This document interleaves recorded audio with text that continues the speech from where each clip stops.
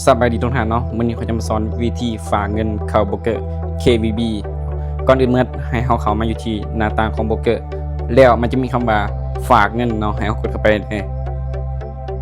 หลังจากกดเข้ามาเรียบร้อยเนาะมันจะมีประเภทบัญชีให้เลือกที่ว่าจะฝากมันจะมีทั้งกีบเนาะแล้วก็ลอล่าแล้วก็ Binance เนาะและสกุลอื่นๆเช่นตัวอย่างว่า BP เศร้าTNT เศร้าเนาะแต่ว่าตัวอย่างนี้เขาจะมาสอนวิธีฝากเงินผ่านธนาคารลาวเนาะหรือว่าผ่านกีบ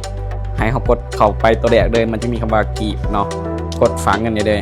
หลังจากนั้นให้เขามาใส่จำนวนเงินที่ว่าเขาต้องการฝากสำหรับเดทมันจะขึ้นอยู่ในนี้เนาะให้เขามาได้เองเลยมันจะถืออยู่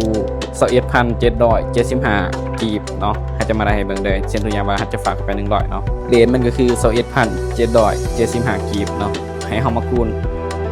100 USDT เนาะกดเท่ากับเดี๋ยวมันจะขึ้นจำนวนเงินที่ว่าต้องการฝากเนาะก็คือ100 USDT ให้เขามากดเข้าใส่เลย2,177,500กีบวิธีไรก็เป็นแบบนี้เนาะให้เขาเอาจำนวนที่ว่ามันแสดงในนี้แล้วมาคูณใส่จำนวนเงินที่ว่าต้องการฝากเขาตัวอย่างว่าเขาจะฝากเขา100เนาะก็จะมาคูณแบบนี้แล้วมันจะได้จำนวนเงินที่ว่าเขาต้องการใส่เนาะนี่คือตัวอย่างนี้เขาจะฝากไป100เนาะมันต้องใช้อยู่ที่2,177,000แล้วก็อีก500กีบเนาะมันจะขึ้นแสดงแบบนี้เนาะจำนวนเงินที่จะเครดิตเนาะ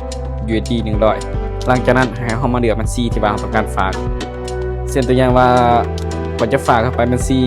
Implify ของข่อยเนาะให้เอามาจื้อเด็กข้างหน้านี้นะครับเอามาเบิ่งเด้อมันจะมีเด็กบัญชีเนาะแต่กับ Implify เขาเลือกได้ว่าเขาจะฝากเข้าไปบัญชีใดหลังจากนั้นให้เขากดเข้าไปที่ขั้นตอนต่อไป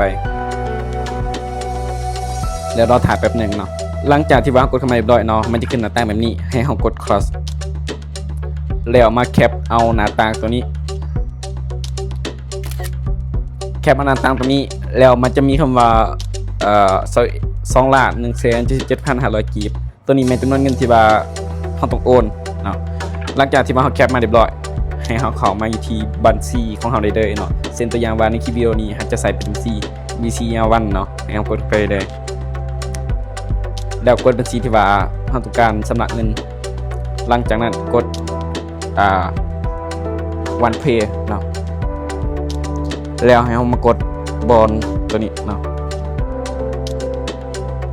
แล้วให้เรามาเลือกบัญชีที่ว่าเขาแคปมาก่อนหน้านี้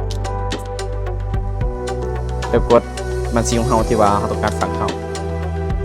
หลังจากนั้นก็พอจำนวนเงินที่ว่าจะต้องโอนเนาะก็คือ2,177,500กีบเนาะแบบนี้หลังจากนั้นให้ทุกคนโอนเลยเนาะแต่ว่าในกรณีนี้จะบ่ได้โอนให้เบิ่ง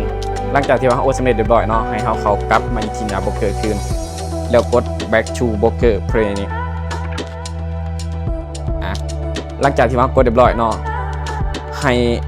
เขากดออกได้เลยเนาะและมันจะมีคำว่าโอนแล้วครับเนาะให้เขากดเข้าไปเลยหลังจากนั้นให้เราถามเงินเขาได้เลยเนาะสำหรับคลิปวิดีโอนี้จะเป็นวิธีฝากเงินเขาโบรกเกอร์ KVB เนาะเดี๋ยวคลิปวิดีโอหน้ามาพบกันไหม